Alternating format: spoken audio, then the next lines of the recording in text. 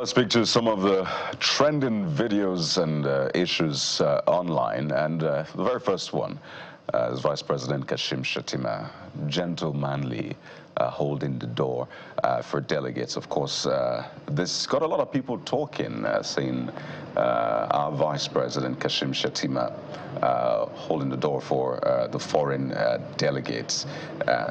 Looks like they were shocked. But it's just what the hosts naturally will do, really, and I think this is great to see.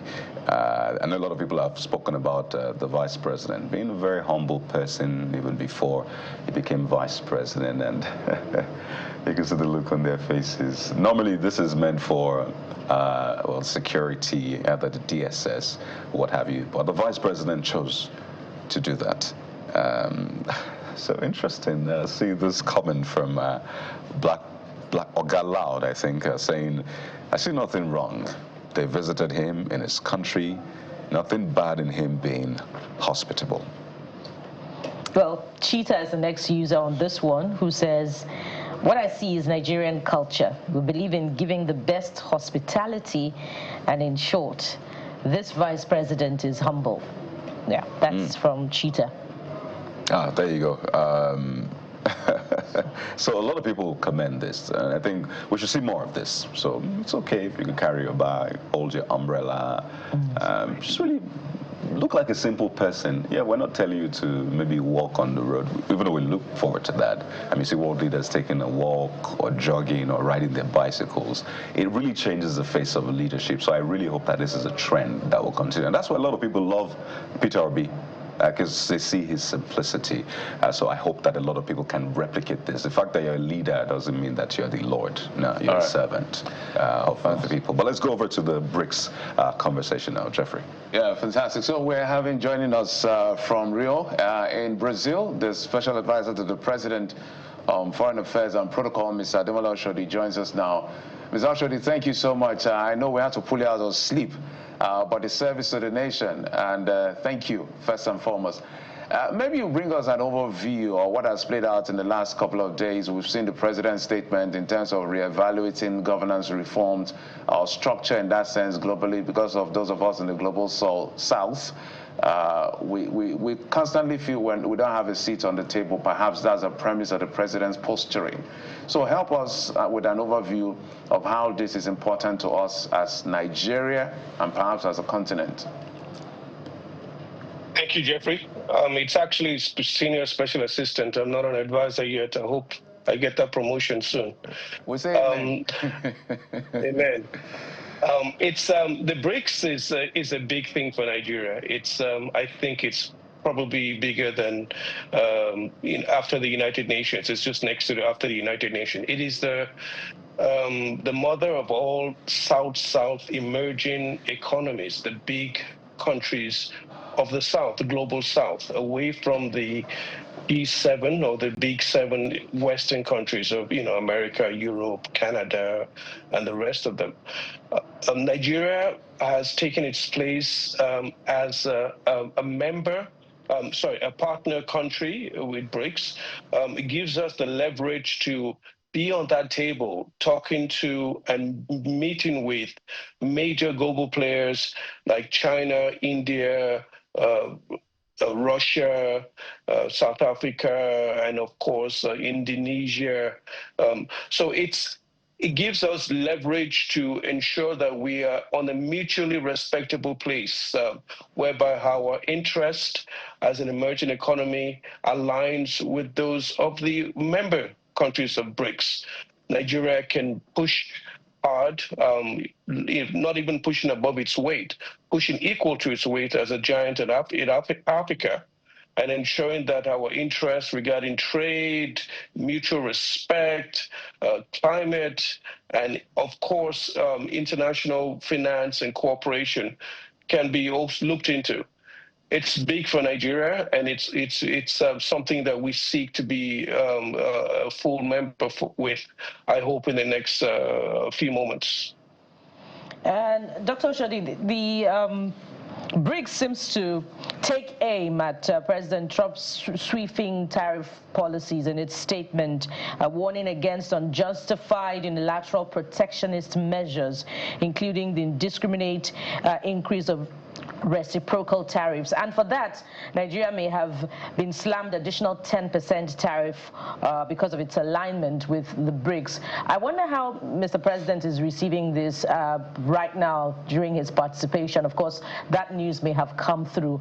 And more importantly, how does Nigeria navigate this delicate balance of its relations between BRICS and, of course, the global north?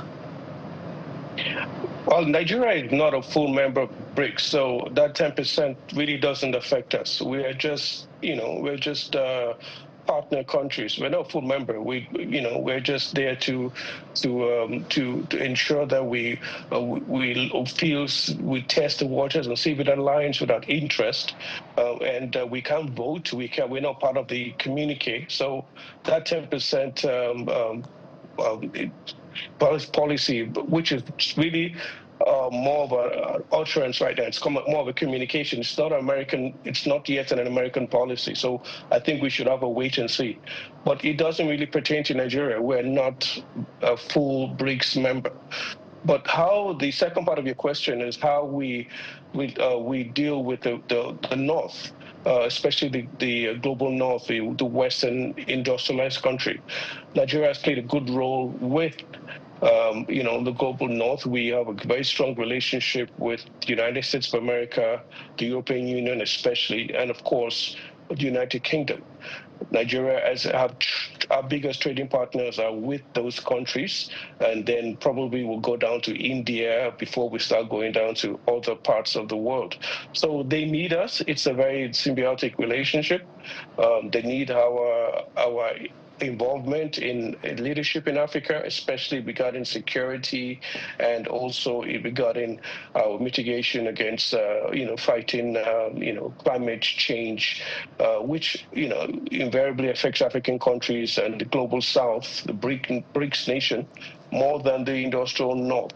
So we champion our interests with them, ensuring that trade routes are open, liberalization is available, and also that they curb their greenhouse emission, which affects us. It affects our herder, farmer issues, especially with the clashes and the tension around the country. People are coming, herders are coming down south to get pastoral land and water. This is the effect of climate change, created by the West. Nigeria has that relationship with them in, the Commonwealth, the United Nations, and, we're an aspiring member of big organizations like the G20. So this platform is a win for Nigeria. Nigeria is on that table. We ensure that our interest aligns with the BRICS country, and it's not an anti-West position. It's Nigeria aspiring to ensure our interests regarding economy, security, and of course, trade liberalization is respected. Well, I want to just read the words of President Trump. I know that President Lula da Silva has said that the world does not need or want an emperor who lashes out over the internet. I know there's a lot of, I wouldn't say skepticism, but not a lot of people take those words seriously. But let me just read those words for President Trump. Says, any country aligning themselves with the anti-American policies of BRICS will be charged an additional 10%. So are you saying Nigeria is not aligning with BRICS? Nigeria is not a full member of BRICS. No, I understand that. The words were any country aligning itself with the policies of BRICS. So does that mean that Nigeria is not aligning with BRICS, or is Nigeria aligning with BRICS? Nigeria has an ideological partnership with BRICS. We are not a full member. So in many ways, we could have ideological similarities, we could have mutual interest, we are not signed up to it. So it will not affect us. It can't affect us. The other countries that are partner countries with BRICS that this policy does not pertain to. And it's a legal thing. So why should Nigeria be in any situation be in a bind regarding this when we're not a full member? So I'm quite certain the fact that this is not a Nigerian affected policy. And again, we should be quite cautious. It's just a comment from the United States president. It's not yet an American policy. So we should just wait and wait and see approach and see how things pan out.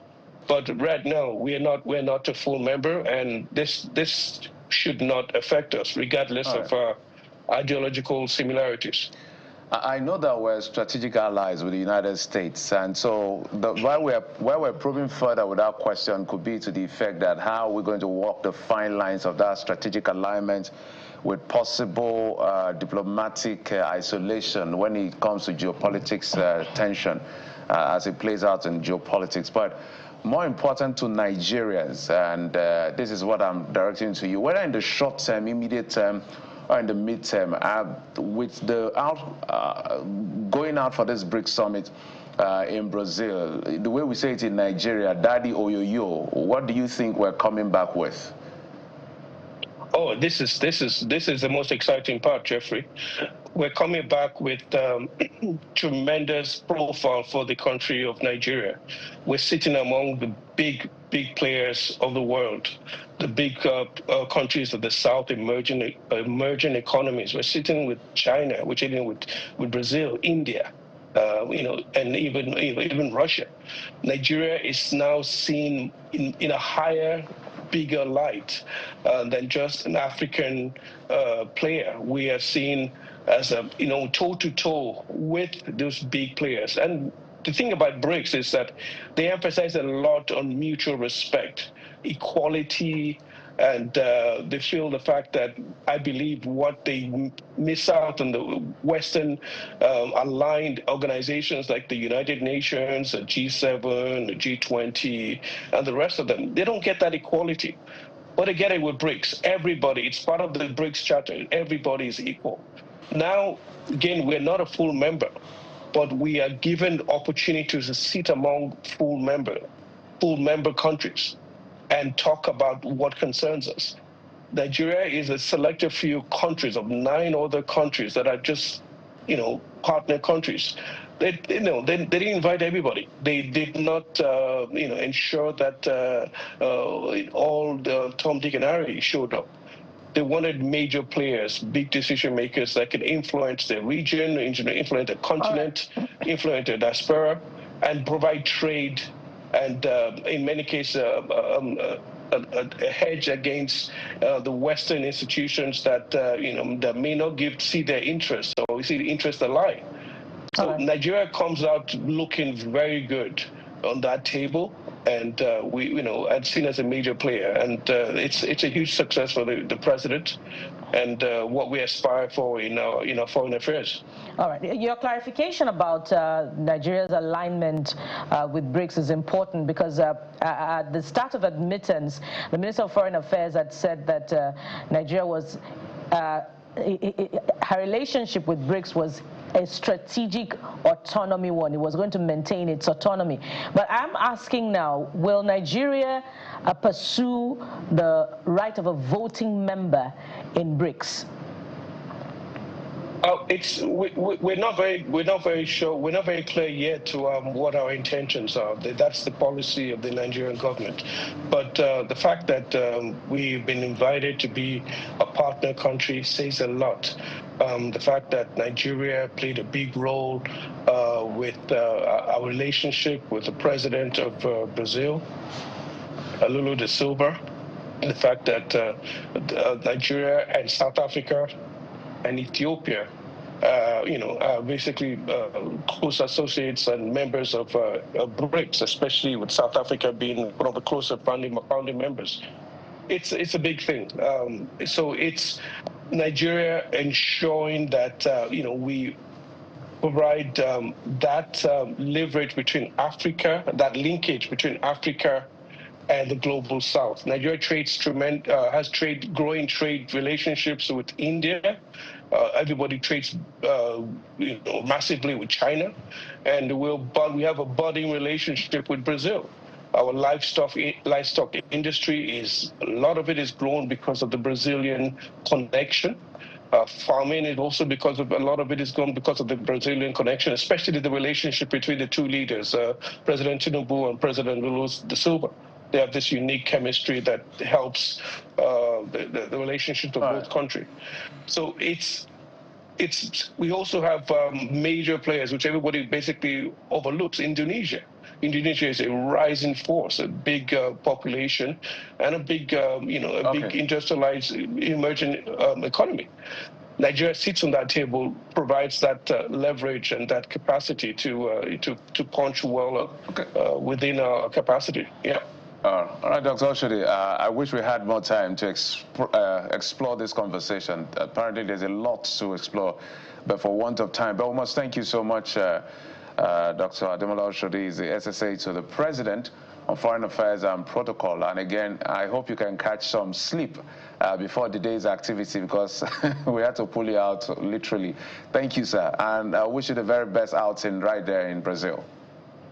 Thank you, Jeffrey. I'm still in my pajamas, but I'll gladly let you wake me up anytime. It's service to the nation. We appreciate it. Thank you for your service. And that is some pajamas, I must say.